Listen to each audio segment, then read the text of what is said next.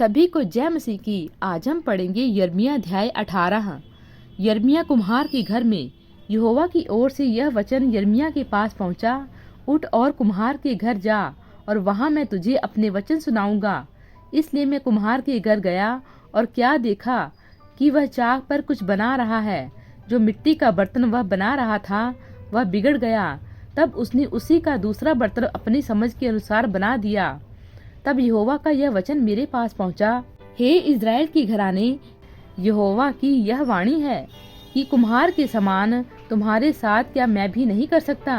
देख, जैसे मिट्टी कुम्हार के हाथ में रहती है, वैसे ही इज़राइल के घराने तुम भी मेरे हाथ में हो। जब मैं किसी जाति या राज्य के विषय कहूँ, उसे उखाड़ूंगा या ढा दूंगा अथवा नष्ट करूंगा, तब यदि उस जाति के लोग जिसके विषय मैंने यह बात कही हो अपनी बुराई से फिरे, तो मैं उस विपत्ति के विषय जो मैंने उन पर डालने की ठानी हो पछताऊंगा। और जब मैं किसी जाति या राज्य के विषय कहूँ कि मैं उसे बनाऊंगा और रोपूंगा, तब यदि वे उस काम को करें जो मेरी दृष्टि में बुरा हो और मेरी बात ना माने, तो मैं उस भलाई के विषय जिसे मैंने उनके लिए करने को कहा हो पछताऊंगा। इसलिए अब तू यहूदा और यरूशलेम के निवासियों से यह कह, यहोवा यूं कहता है, देखो, मैं तुम्हारी हानि की युक्ति और तुम्हारे विरुद्ध प्रबंध कर रहा हूँ। इसलिए तुम अपने अपने बुरे मार्गों से फिरो और अपना अपना चाल चलन काम सुधारो। परंतु वे कहते हैं, ऐसा नहीं होने का। हम तो अपनी ही कल्पनाओं के अनुसार चलेंगे और अपने बुरे मन के हट पर बने रहेंगे। लोगों ने परमेश्वर को त्याग दिया। इस कारण प्रभु यहोवा यूं कहता है, जाति जाति से पूछ कि ऐसी बातें क्या कभी किसी के सुनने में आई हैं। इज़राइल की कुमारी ने जो काम किया है, उसके सुनने से रोम रोम खड़े हो जाते हैं। क्या लबानोन का हिम जो चट्टान पर से मैदान में बहता है बंद हो सकता है? क्या वह ठंडा जल जो दूर से बहता है कभी सूख सकता है?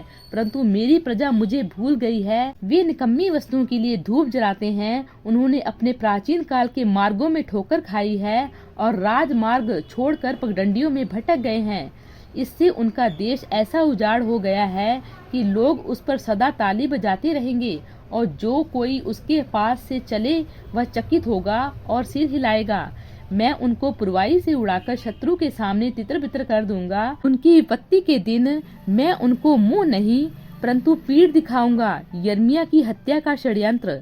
तब वे कहने लगे, चलो यिर्मयाह के विरुद्ध युक्ति करें, क्योंकि न याचक से व्यवस्था, न ज्ञानी से सम्मति, न भविष्यवक्ता से वचन दूर होंगे।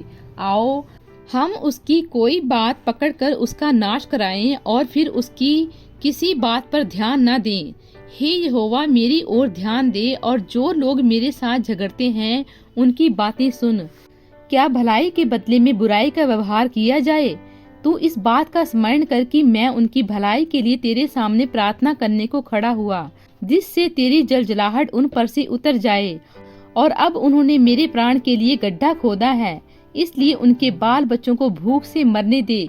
वे तलवार से कट मरें और उनकी स्त्रियां निर्वंश और विधवा हो जाएं। उनके पुरुष मरी से मरें और उनके जवान लड़ाई में तलवार से मारे जाएं। जब तू उन पर अचानक शत्रु दल चढ़ाए, तब उनके घरों से चिल्लाहट सुनाई दे, क्योंकि उन्होंने मेरे लिए गड्ढा खोदा और मुझे फंसाने को फंदे लगाए हैं। हे यहोवा, तू उनकी सब युक्तियां जानता है जो वे मेरी मृत्यु के लिए करते हैं। इस कारण तू उनके इस अधर्म को ना ढांप, ना उनके पाप को अपने सामने से मिटा। वे तेरे देखते ही ठोकर खाकर गिर जाएं। अपने क्रोध में आकर उनसे इसी प्रकार का व्यवहार कर। प्रभु इन वचनों द्वारा आपको बहुतायत से आशीष दे। आमीन।